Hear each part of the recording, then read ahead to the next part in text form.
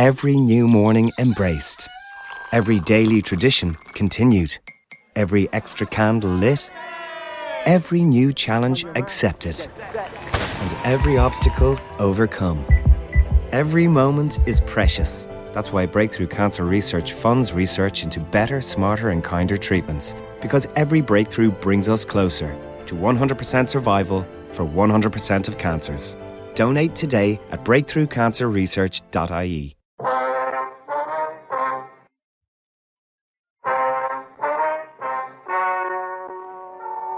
Ladies and gentlemen, the story you're about to hear is true. The names have been changed to protect the innocent. Dragnet.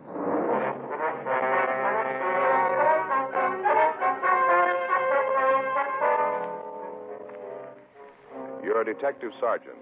You're assigned to the business office. Past records show that you can expect 170 crimes to occur in the city during the next 24 hours. You don't know where. You don't know when. Your job, handle them.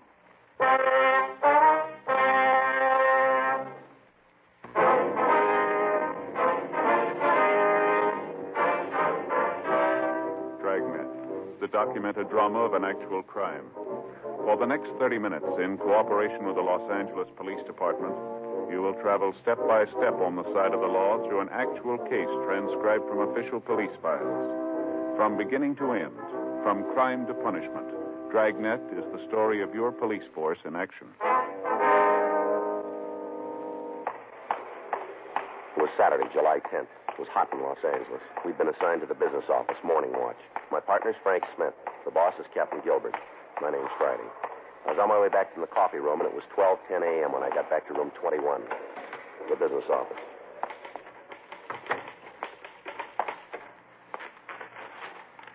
Well, file what? Who are you talking to, buddy? Oh, hi, Joe. Hi. Hey, try to stay around, will you? Huh? I've been here 20 minutes. I've had 29 phone calls and written 3 reports. Okay, I brought you some coffee back. Oh, thanks. Hey, how you feel? Any better? Oh, a little bit. I don't know what it is. I ache all over. I think I'm coming down with a cold. That's too bad. A lot of that going around. Yeah. Where's Skipper? Well, he ran over to the crime lab. Want to talk to Pinker. Mm-hmm. How about the pool cards? You check them? Yeah, the book's here someplace. There it is, right on that paper there. No, over there. There. Oh. Yeah, 5 of them out. Checks in the book. Mm-hmm. Yes, ma'am. Something we can do for you? You a detective? Yes, ma'am. That's right. All right, young man, my car's been stolen. All right. I told one of the officers on the corner about it, but he said it might work faster if I came up here. Yes, ma'am. That's right. The car's stolen. All you've got to do is go out and find it. Just find my car. What kind of a car is it? Well, it was a brand new Chevrolet. That's 1954. That's right. Bel Air with the windows that fold down. All right. Now, we'll need to know some more things here before we can start looking for it. Yes, what's that? Your name? Avis Bowen. Mm-hmm. That's A-V-I-S. Well, that's right. There's no other way to spell it. Avis Bowen. Yes, ma'am. Do you have a middle initial? R. Hope you're not going to ask me what it stands for. No, that won't be necessary. There isn't anybody that knows what my middle name is. Yes, ma'am. All we want is the initial. Well, that's all you're going to get. All right, Mrs. Bowen. It's Miss. All right. What's the license number? Oh, well, now, I think it's 1U44441. All right. Wait just a moment, please. Who are you calling now? DMV. Well, who's that? Department of Motor Vehicles. Oh, my, all this going on. It's a wonder you ever catch anybody. Hi, Harry. This Friday over at the business office. California license 1 Union 44441. That's right. Now, tell him it's a Bel Air with the windows that fold down by themselves. Yes, ma'am, I'll do. Doesn't it? Well, hold on here. You sure about that license number? What do you mean? Well, it kind of looks like you made a little mistake, Miss Bowen. I did not. The car's stolen. Yes, we understand that, but you gave us the wrong license number. 1U44441. I remember it because of all the fours. Harry, I'll call you back. Miss Bowen, that number's registered to a 1940 Studebaker. My license number? Well, I don't know, but the one you gave me, yes, ma'am. 1954 Chevrolet Bel Air. Windows that fold down by themselves. Yes, ma'am, I understand. There must be several hundred cars that look like that. You've seen them before. Well, you act like you've never seen a car like that. There are lots of them around. Mine's light blue with a gold on top. Uh-huh. We still need the license number. Do you think you have it at home? Yes, I guess so. All right, fine. If you'll phone it in to us, we can start looking for it. Well, how do you expect me to get there? Ma'am? Home. How do you expect me to get there? We'll have a car drop you off. Well, it's about time I was getting some kind of service around here. Yes, ma'am. I think I'll write a letter to the papers about this. All right, ma'am. The whole thing, right down to that TMV or whatever it is. Expose the whole mess. Oh, you're going to be mighty sorry you ever opened this can of beans. We're doing the best we can, ma'am. Well, that's not very much. Standing around here making phone calls isn't finding my car. Well, you said it yourself, didn't you? What's that?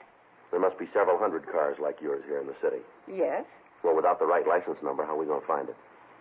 You ought to be ashamed of yourself. Ma'am? You're nothing but a fake. I beg your pardon? You ain't no detective.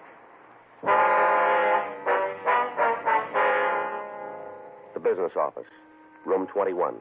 It's open 24 hours a day, but it's after the detective division closes that it begins to work. While patrol units in the city function normally, the men in the business office give advice on booking procedure, policy matters, and other police business. They issue pool cars and riot guns, and in the event of an emergency, they act as advisors in an overall plan for the dispersal of policemen. The captain on duty is, in effect, the acting chief of police. On the average weeknight, the activities are slow and routine. But over the weekend, the men involved can expect to handle several hundred phone calls from the thousands put through the complaint board. These calls deal with every crime in the municipal and penal code. In addition to this, they handle the citizen traffic through the city hall. Next door is a report room where statements are taken and forwarded to the captains of the detective divisions for appropriate action. Frank and I had checked in at 12 midnight, and for the following half hour, we did business as usual. At 12:41 a.m., we got a hotshot call reporting the sound of shots in the 4200 block on Albany Street. At 12:43, the call was changed to a shooting and ambulance follow-up. At 12:45, the hotshot phone rang again. That's the shooting? Yeah, it's a homicide now. You gonna call a unit? Better have them check it, yeah. Same address as the shot? A couple of houses down.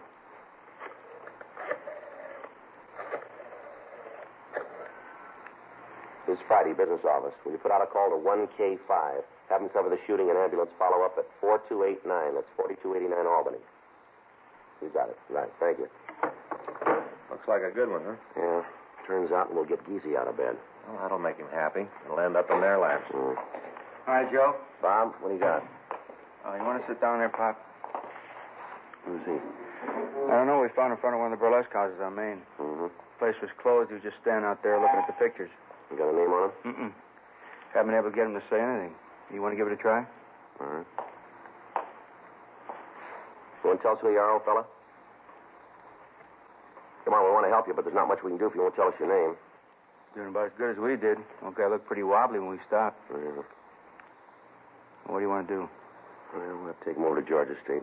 Wait a minute. You got a wallet? All right, let me look at it, will you? Maybe there's something in here that'll help us. Yeah. And the money? No. A few cards here. Nothing with a name on it.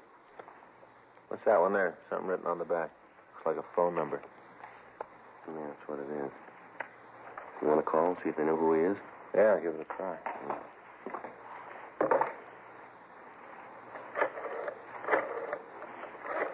Yeah, you just sit still right there.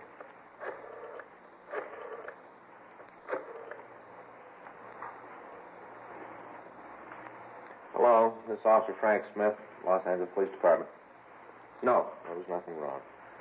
We have a man here in the office. He's carrying a card with his phone on it. I wonder if you can tell us who he is. Huh?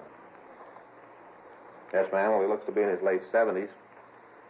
He's got white hair. That's right. Well, he's wearing a brown wool sweater, black pants, and a black felt hat. That's right. You want to give me that again? Mm-hmm. No, he's all right. Yeah. That's right. We'll have him brought home. Right away. Yes, ma'am. Thank you. Now we got it. His name's McKinley Dunn. He lives out on Vincent Avenue in Highland Park. Talked to his daughter. Yeah. She says they got into an argument after breakfast. McKinley here just got up and walked out of the house. She hasn't seen him since. Pretty worried about him. It figures. Says she's always kind of independent. Well, better run him home, huh? Hey, you want us to take care of it? No, we can't have you out of service that long. I'll call Highland Park, have them pick him up. You want to take him over to York Boulevard and make the transfer there, Bob? Sure thing. All right, thank you. All right, Mr. Dunn. Here you are. Let's put this back in your pocket. Come on, sir. We'll take you home. Thanks, Joe. It's no trouble, Bob. Tell the boys from Highland Park to have his daughter put a card in the wallet with all the information on it. Will you make it easier next time? Sure. The card's not going to do any good, Joe. Hmm? Card's not going to help. Daughter says she always puts one in. As soon as the old man gets out of the house, he tears it up. I got it. Business office, Friday. Uh-huh. Photographer get there? How many? You get the story? Yeah, we'll bring him in. Do what you can. Right, we'll see you then. That's Sam and 1K5 on the shooting. Yeah. They got 2 suspects in custody. They're bringing them both in. Uh-huh. Third man left the scene. Sam says the accidental death possibility is out now. Yeah. It's a clean case of murder. 10 minutes later, the officers in Unit 1K5 arrived with the 2 suspects. They were identified as Fred and Harriet Purcell. The names were run through R&I, but no record was found on either one of them. It was obvious that the 2 people had been drinking heavily. The husband was taken to the report room while Frank and I questioned the woman. I don't remember too good. Everything seemed to happen so fast. Just all of a sudden there was this kind of noise and Norman was dead. Norman, is that the victim? Yeah. Norman Moncrief. You must know who had the gun. I've been saying that to myself, but it doesn't do anything. I guess I had too much to drink. Who else was in the apartment with you? Now, you mean besides Fred and me? That's right. It's just the 3 of us, that's all. We got a report there was another man present. Well, then you know more than me. All right, you want to give us the whole story? The beginning when? From the start. Okay. I had a tooth pull this morning. I guess that's what caused all the trouble. How's that? My tooth was impacted, and I had it pulled, and the dentist gave me a shot of Novocaine, and you pull it to a can, see it? Mm-hmm. Right here. Well, I got home, and the Novocaine started to wear off. The whole side of my face started to hurt terrible. Yeah. Well, I told Fred about it. It was a terrible thing. I tried to tell him how much it hurt. Mm-hmm. He's a clod. Told me to have a drink and forget it. And it wasn't long before we were having the beef. Oh, Fred, he isn't very bright at times, you know. Mm-hmm. I think a fella'd have a little sympathy for his wife at a time like that. That's right. Not old Fred. He's a clod. Told me to pour myself a little drinky and shut up. Was Moncrief there at the time? Yeah. Him and Fred had been playing pinochle when I came home. I guess they'd been at it all afternoon. Mm-hmm. Norman was on my side. He made Fred mad. And we got to fighting pretty good. Norman was right with me. Yeah. Telling Fred he ought to be quiet. I think Fred was sore about being beat at pinochle. He thinks he's a pretty good player. Wasn't long after that, there was a shot, and Norman was dead. Were you in the room at the time? No. Where were you? Out in the kitchen. I went out to get some more ice. So who was in the room when you left? Just Fred and Norman. No one else. If there was, I'd have told you. Just a minute. I'll get it. Here's office Friday. No, ma'am. No, ma'am. You'll have to call in tomorrow. Yes, ma'am. That's right. What's going on here? You know Mrs. Regman? No? Mrs. Leo Regman? Yeah, what about it? She told the investigating officers there was another man in the apartment. Said that he left right after she heard the shots. She would. No, he's got her nose where it doesn't belong. Oh, she was pretty certain about what she saw. Then ask her. She saw the man. Let her tell you who he was. You don't think it'd be better if you did? Then it ain't going to be good, because I don't know. Did you hear anybody come into the place when you were in the kitchen? Nope. You pretty sure of that, huh? Now, look. I got enough troubles. Me and my old man's in jail. My face feels like it's coming off. I want to get home and get some sleep. If I knew anything, I'd have told you a long time ago. Now, leave me alone. What did you do after you heard the shot? Went in to see what it was. Mm-hmm. That's all. Just opened the door and looked. Norman was lying there on the floor. Where's your husband? Just standing there looking at Norman. Where was the gun? Fred had it. Whose gun is it? I don't know. You never saw it before? I don't like guns. I don't like to have them around. I don't look at them when they are. I never saw it before. You talked to Fred yet? No, not yet. No. Well, he'll tell you the same story, same way I told it. You'll see. There's no need to even talk to him. Is that right? Sure. You already got it the way I told you. What more you want? Just one thing I can think of. Yeah? The truth.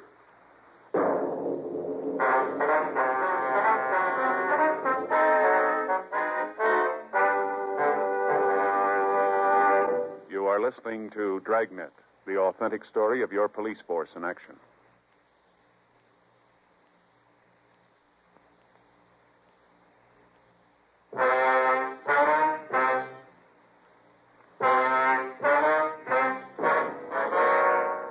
Frank and I attempted to talk to the husband, Fred Purcell. He was too drunk to be coherent.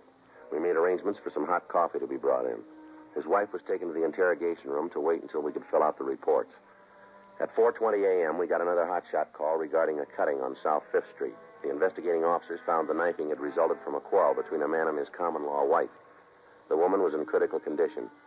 She was removed to Georgia Street Receiving Hospital, and the husband was booked in at the main jail on charges of assault with a deadly weapon. We notified Chief of Detectives Thad Brown and Captain Lorman of the shooting and the cutting. During the next hour, there were 2 armed robbery reports, several burglaries, and numerous fights. 5:31 a.m., Frank went down the hall and brought back 2 beef and cheese sandwiches and some coffee. At 5:46, we got a call from the men in Unit 1K5 telling us that they were on the way into the office with the gun that had been used in the killing of Norman Moncrief. 10 minutes later, 2 uniformed officers brought in a pair of possible car thieves. One of them was held in the hall while Frank and I talked to the driver of the car, a Melville Hulbert, age 19. Where'd you get the car? I bought it. Where? Well, from a lady. She put an ad in the paper, said she had this here Sharp 52 Ford for sale. You remember what paper? Well, no, sir. I think it was one of them morning ones. When'd you buy the car? I don't know. Well, you must have some idea. I reckon maybe it was in January. Yeah, around there in January. Let me take a look at your driver's license, will you? Yes, sir. Take Here it you out. are. Take it out of the wallet, will you? Oh, yes, sir. Here it is. Is this your present address? Sir? You still live here on Echo Park Boulevard? Oh, no, sir, I moved. I got me place over on Olympic. How long you lived there? You mean on Olympic, sir? That's right. I don't know. Reckon maybe a couple months. Don't you know for sure? Well, see, I got this here bad memory. I think it's been a couple months. You live with your family? No, sir. They down south. Where's that? New Orleans? Do they know you're out here? Yes, sir. When'd you come to California? August. Last year? Yeah, last year. You got a job? Aircraft factory out in the valley. It's kind of a long drive to work for you, isn't it? Yes, sir. But I got a good deal on the place I live at, see? How come you haven't reported the change of address to the Department of Motor Vehicles? Reckon I just forgot. I got this here bad memory, you know. When you bought the car, did you finance it? Sir? Did you buy it on time? You pay cash for it? Cash. You got the pink slip then, haven't you? Lady sold it to me, signed it. Where is it? I don't know, sir. Didn't she give it to you? No, sir, she just told me she was going to send it to Sacramento someplace. Did you get any kind of a receipt for your money? Yes, sir. Well, where's it? In my wallet? Let's see it. Yes, sir. I got it right here someplace. Pretty funny about this. What's that? Well, I wouldn't steal no car. It's pretty funny to think I did. Mm-hmm. All right, now how about that receipt? Have you found it yet? Yes, sir. Now, here it is. Who wrote this? The lady sold me the car. Is her name here? Oh, yeah, I guess so. She wrote it. When'd you say you bought the car? Well, January, I guess. This year, huh? Yes, sir. You sure you couldn't be wrong about the date? Oh, now I don't know. Maybe. Where'd you meet the woman who wrote this receipt? At her place? Where's that? Out in Westwood. I think that's what you call it. Apartment out there. You remember the address? No, sir. Haven't got any idea at all where it is, huh? Well, it was up on Wilshire. I know that. Apartment on the second floor. Mm-hmm. I think it was number B or something like that. I don't know. Right. Yeah, I'll check. Now, what'd you make all that big deal about when I bought the car? Date on the bill of sale is a year ago. Oh, somebody must have made a mistake. Now, we knew that when you walked in. We're trying to find out who. What do you got, anything? Yeah, it checks out. Names in the book. West Department D. Yeah, now that could be it. I know it was on the second floor. Looks right out on Wilshire Boulevard. All right, Mel. You go over there and sit down. We'll be right with you. It's going to be okay? We'll see. Now, look, I didn't steal that car, mister. I should have told him about how I moved. But I did not steal the car. All right. You go over there and sit down, will you? Yes, sir. What do you think? I don't know. Seems to check out. Date on the bill of sale could be a mistake. Woman might have just written the wrong year. Yeah, it's pretty close to first. Could happen. Like to give the kid his first felony booking, don't you? Yeah. What do you want to do? Well, let's hold him over till we can check with the woman. Yeah. Officers? Hmm? Gonna be all right? We'll see. You ain't going to send me to jail. No, not yet. You can wait down the hall, will you? Now, long as you know I did not steal the car. We'll check with the woman first thing in the morning. I want to tell you one thing, though. Yes, sir? We're going to give you a break by not booking you right now. Don't make us sorry about it. Oh, no, sir. Thank you. All right, go on. Get out of here. Where's Jimmy? He's down the hall. The officer there will take you. Yes, sir. Officers? Yeah. Thank you again, you hear? Yeah, you take care of that bad memory, will you? I got it. Headquarters Smith. Oh, yeah. Yeah? What's the address? No, he's not here. Just a second, I'll check.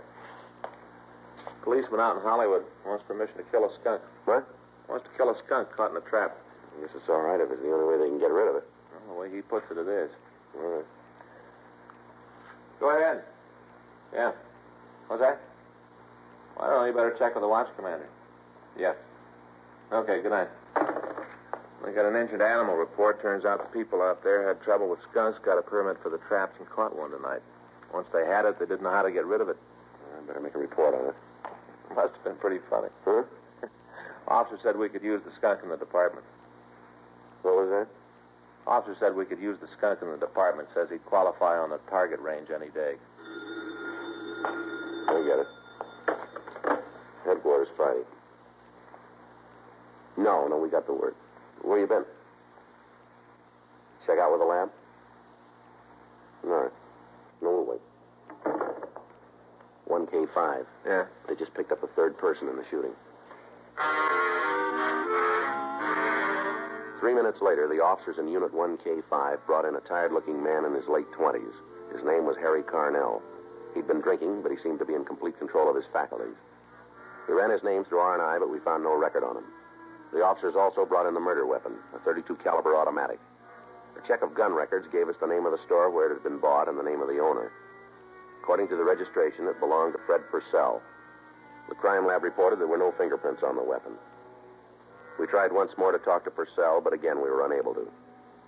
We asked Harry Carnell, the latest suspect, to tell us the story of the shooting. I went up to the place to collect some money Mancreef owed me. What happened when you got to the apartment? Knocked on the door and Purcell let me in. Who was in the room? Just him and Mancreef. That's all, huh? Yeah. All right, go ahead. Well, I came in and said I had to have the loot, and Mancreef told me he was stony. Yeah. He said to check him tomorrow. Mm-hmm. Purcell got on his back, said he was always welching, and the beef started. You mean between them, huh? Yeah, they were both pretty gassed when I got there. You have anything to drink with them? No, I had a date, sir. That's what I needed the money for. I got a girl with a pretty big appetite. I was broke, and I figured I'd tap Mancreef for what he owed me. All right. Well, anyway, these two got in a big beef. Purcell told Mancreef to get out. He wouldn't go, so Purcell ran over to a desk there in the room and hauled out this big gun, started to blaze away. How many shots did he fire? Well, one's all I remember. Might have been more, but I didn't spend a lot of time counting. Just one, huh? Yeah. Well, a guy sets a clay pigeon on your head. You ain't going to stand there. What happened then? Well, Purcell pointed the gun at me. Said I should get out, too. I didn't feel like telling him he was wrong. During the time you were there, did you see anybody else at all? No. Fred's wife was around someplace, I guess. Why do you say that? Well, they started yelling at each other. I heard Mancreef say they'd bother Harriet. That's Fred's wife, Harriet. Uh-huh. I took off like a big bird. Where'd you go? My place. Had a couple of belts and then walked by the apartment to see what was going on. An old broad there started yelling about how I was the guy who ran out of the place after the shooting. Next thing I know, I got the collar on, and here I am. Uh-huh. What was Purcell doing when you last saw him? I was standing over Mancreef, holding the gun, looking like a cover on a pulp magazine. You willing to sign a statement on what you just told us? Well, sure. I got no part in this action. Just went to collect a bet at the wrong time, that's all. Mm-hmm. Pretty lousy night. Missed my date, didn't collect the money, end up in the can. It's pretty lousy. Mm-hmm. But I'm not the only one, though. Old Purcell always thought he was such a great card player. He's a real fish. He lost $6 tonight. Well, you're part right. Huh? He lost more than that, didn't he? Harry Carnell was taken to the report room where he made a full statement. At 7:03 a.m., Lieutenant Ray Giese from Homicide Division came in and took over the investigation. Fred Purcell was questioned, and he made a voluntary statement that he'd shot and killed Norman Mancreef. He couldn't remember why he'd done it. He was removed to the main jail and booked in on a charge of violation of Section 192 PC, manslaughter. His wife and Carnell were released from custody. We made out reports to all divisions for the follow-ups on crimes committed during the night. At 8:02 a.m., the men on the day watch came in and relieved us. It's going to be a nice day. Yeah. A few clouds up there. Might keep the heat down. Yeah, let's go. You want to stop for breakfast? Well, I guess we might as well, yeah. What do you think, Joe? Hmm? You like to draw the business office for permanent duty? No, sir, not me. I guess okay once in a while. I don't think I'd like it steady, though. Huh? Not busy enough.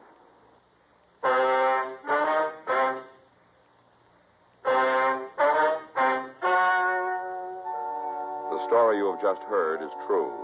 The names were changed to protect the innocent.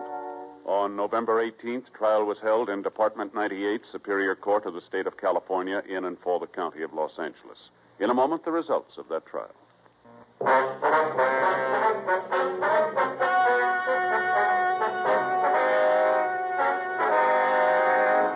Further investigation proved that the purchase of the automobile by Melville Hulbert was legal, and no further charges were made. Frederick Neal Purcell was tried and found guilty of manslaughter and received punishment as prescribed by law. Manslaughter is punishable by imprisonment in the state penitentiary for a period not to exceed 10 years.